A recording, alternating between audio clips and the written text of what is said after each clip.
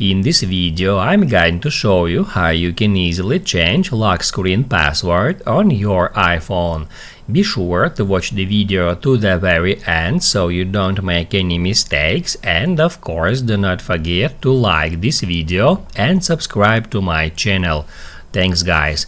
So let's get started, and first off head over to settings and then scroll all the way down until you find Face ID and passcode. It will ask you to enter your current passcode, and once you've done that you will be taken to this page where you need to scroll down a bit until you find change passcode. If you tap on it you will need to enter your old passcode again, and after that it will ask you to enter your new passcode. Just enter new one, then confirm it, and basically that's it. Now you know how you can easily change lock screen password on your iPhone, and right now you can write down in the comments below if you have any questions about that tutorial.